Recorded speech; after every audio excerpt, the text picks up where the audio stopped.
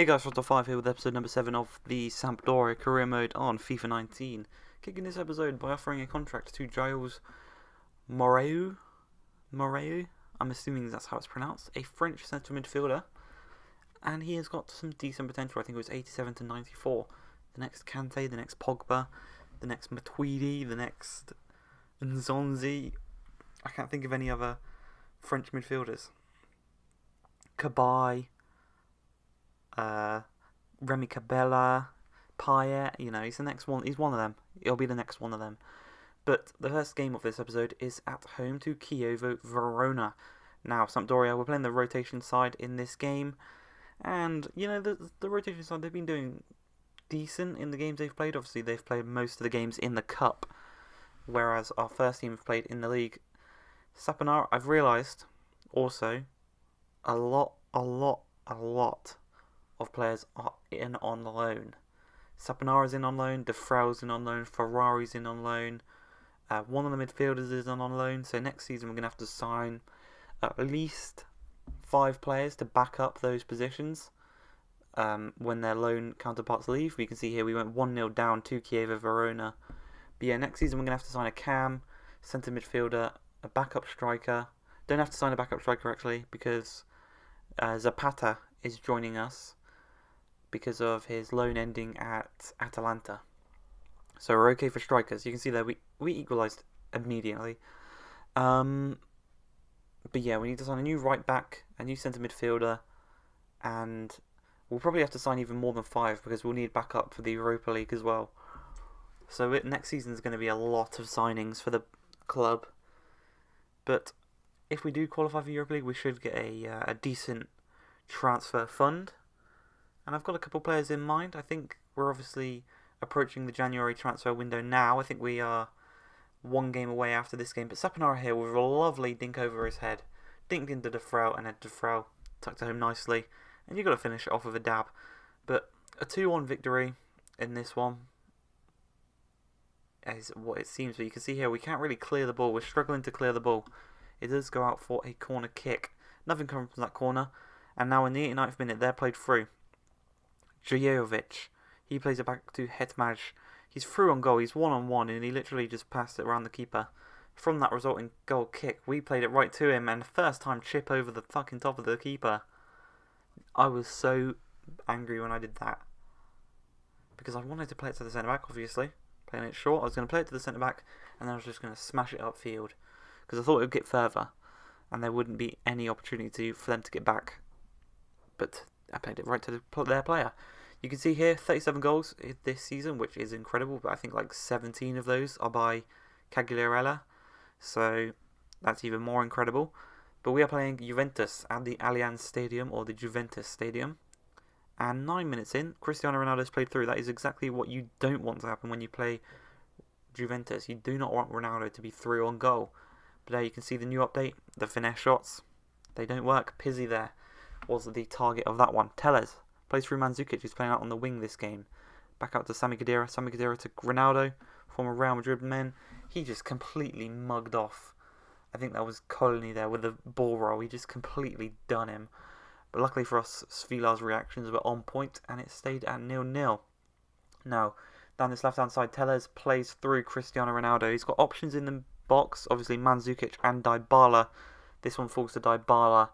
And if you look at this next screen, you will see how close Muru was to heading that away. He was literally, I think it skimmed his hair.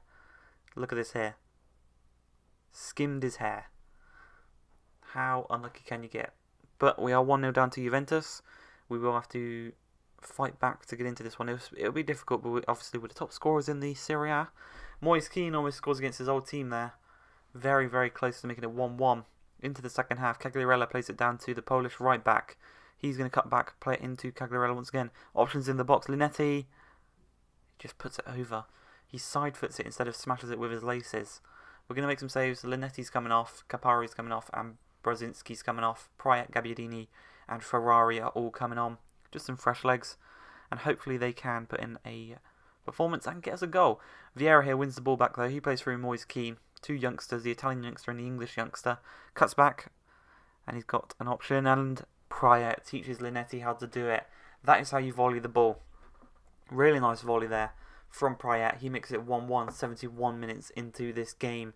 82 minutes in, about 10 minutes later. Szczesny has control of the ball. Plays it out to Barzagli, into Alex Telles, Sami Khedira, João Cancelo. The players just can't get back. You can see we've got 5 men at the back there. Whipped across to Bernardeschi. I thought, yeah, punch it away. But someone got in Svilar's way before he could even punch the ball. And Bernardeschi could head it into a basically open net. 85 minutes in.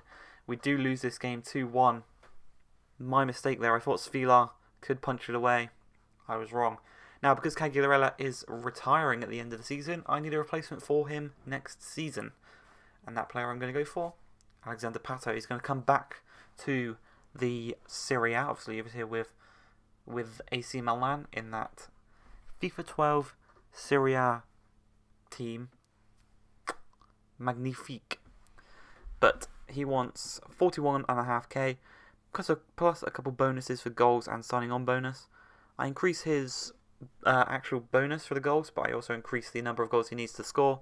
He accepts that, and we move on. So Alexander Pato is going to come in next season to replace Quagliarella. Now, this final game of this episode is against Parma. Need to bounce back from that game against Juventus, and Keane plays it to Quagliarella, and 4 minutes in, we instantly bounce back from that Juventus defeat, and that man right there gets another goal to add to his tally. He is on fire this season, and no one is stopping him. He's going to win the Golden Boot in his final career season, the final season in his career. Linetti to Keane. Keane plays through Brzezinski. He shoots across goal. Sepe with a save. Falls to Linetti, but he couldn't quite get the shot on there. Now Brzezinski gives away the ball. Vieira, luckily for us, intercepts it back. Keane to Tonali. Tonali to Prayet.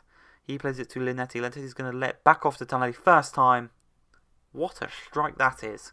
23 minutes in, we're 2-0 up against Parma. The young Italian, the next Andrea Pirlo, scores one hell, a Pirlo-esque goal that. Just low and hard across the floor. I've seen Pirlo score a couple of those in my time. But 2-0 up against Parma. I'd say again, 2-0. I don't see myself conceding 2 goals to a team like Parma.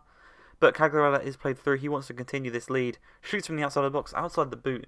Sepe does get a hand on it though, out for a corner. Nothing comes from that corner, unfortunately for us. But Quagliarella plays through Muru. That combination down that left-hand side has been iconic this season. Prayet plays through Muru once again. He's got options in the box. Whips it across. Moise Keane at the near post. Makes it 3-0. He's got double digits on goals. I think he might be on 9. He might be. I'm not too sure. I'll have to check in the in-game. But you can see there we've subbed on our young Frenchman. And Quagliarella is played through on goal. Cuts back, plays it to the young Frenchman. Could get his first goal for the club here. And he gets it just over the crossbar. Still 3-0 though. Now Bruno Alves, former Rangers man.